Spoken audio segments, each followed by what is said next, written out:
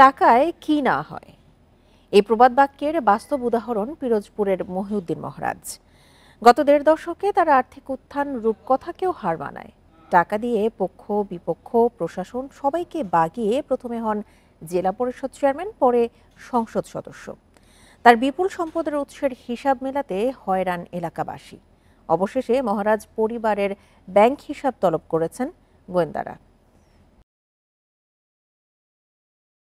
বিএনপির ছাত্র সংগঠনে রাজনীতির হাতে খড়ি। ১/১১-র আগে কখনোই আওয়ামী লীগেই ছিলেন না। ২০০৯ সালে নৌকার যাত্রী হয়ে পৌঁছে যান অর্থবিত্তের সুউচ্চ শিখরে। শেখ হাসিনা নৌকা দিছে, আবার ইলেকশন কিসের ইলেকশন? আর ইলেকশন যদি হয় বুঝে নেবেন ইলেকশন কাকে বলে। দীর্ঘদিন যার সহকারী ছিলেন সেই আনোয়ার হোসেন মঞ্জুকে টপকে গত জানুয়ারির বিতর্কিত নির্বাচনে বনে যান পিরোজপুর ২ আসনের এমপি। এর আগে ২০১৬ সালে টাকার জোরে জেলা পরিষদের চেয়ারম্যানও হন তিনি। ছোট ভাই মিরাজুল ইসলামকে বসান ভান্ডারিয়া উপজেলা চেয়ারম্যান পদে। টাকার বিনিময়ে যুবলীগ কেন্দ্রীয় কমিটির সদস্যপদ নেওয়ার অভিযোগ তার বিরুদ্ধে। সাবেক মন্ত্রী আনোয়ার হোসেন মঞ্জুর এপিএস থাকাকালে ফুলে ফেপে উঠতে থাকে তার আর্থিক অবস্থা। মহারাজ মিরাজের নামে বেনামে মঠবাড়িয়া, ভান্ডারিয়া, কাউখালী ও পিরোজপুর সদরে সম্পদের পাহাড়। এলাকাবাসীর প্রশ্ন, এত কম সময়ে এত অর্থের উৎস কি? আমাদের টাকা শেষ হবে না, কিন্তু নদীর পানি শেষ হয়ে যাবে, আমাদের টাকা শেষ হবে, সেটা সে নিজের জনসম্মুখে ওইতে বক্তব্য সেটা বলছে। ভান্ডারিয়া দিয়া 200-র উপরে তারা ব্রিজ করছে।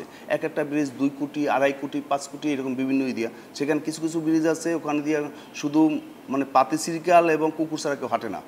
মহারাজের মামলা হয়ে যেত, সেটা মানে গায়েবী মামলা হলেও হয়ে যেত আনোয়ার হোসেন মঞ্জুর লোকজনের বিরুদ্ধে। সবই তো টাকায় পারচেজ করছে। তার মেইন ক্ষমতাটা হলো টাকা। জলবায়ু প্রকল্পের ইকো পার্কের রিসোর্টে মহারাজ পরিবারের বসবাস। তার বিরুদ্ধে নৌপথে ভারতে চোরাচালান, অস্ত্র কেনাবেচা সহ মাদক কারবারির অভিযোগ। দুবাই, সিঙ্গাপুরে স্বর্ণের কারবার, 1000 কোটি টাকা পাচারের অভিযোগ। রাজনৈতিক ও আর্থিক দাপটে ধামাচাপা পড়ে তার বিরুদ্ধে ওঠা দুর্নীতি, নির্যাতন সহ সব অনিয়ম। আওয়ামী লীগের লোকজন নিয়ে বিশাল বহর তৈরি করছে। বহর তৈরি করার পর সে এখন তো একাধিপত্য তৈরি হয়ে গেছে। একাধিপত্য তৈরি হয়ে যাওয়ার পর তার বিরুদ্ধে কথা বলার কোনো লোক আর তৈরি হয় না। মানুষ ভয়তে তাদেরকে কিছুই বলতে সাহস পায় না। মানুষ তারা মিথ্যা মামলা দিয়া মানুষকে এত হয়রানি করছে, যেভাবে হোক প্রশাসনকে কন্ট্যাক্ট করিয়া তারা তাদেরকে জেলে ঢুকাইছে। স্ত্রী, সন্তান সহ মহিউদ্দিন মহারাজের ব্যক্তিগত ও ব্যবসায়িক ব্যাংক হিসাবের সব তথ্য তলব করেছে আর্থিক গোয়েন্দা সংস্থা। কোনো মামলাই হলো না, অনুসন্ধানও হলো না। দুদকের গোয়েন্দা তথ্য দিয়ে এটা ব্যবস্থা নেওয়া উচিত ছিল। এক্ষেত্রে দুদকেরও ব্যর্থতা দেখছি। আবার রাজনৈতিক দল, যে দল থেকে তিনি এমপি হয়েছিলেন, তারা কি করে এই ধরনের মানুষকে এমপি বানালেন, নমিনেশন দিলেন? 5 আগস্টের পর আত্মগোপনে চলে যাওয়া মহারাজ ও মিরাজের সঙ্গে বারবার যোগাযোগের চেষ্টা করেও সাড়া পাওয়া যায়নি। রেজওয়ানুল হক, ইন্ডিপেন্ডেন্ট নিউজ, ঢাকা।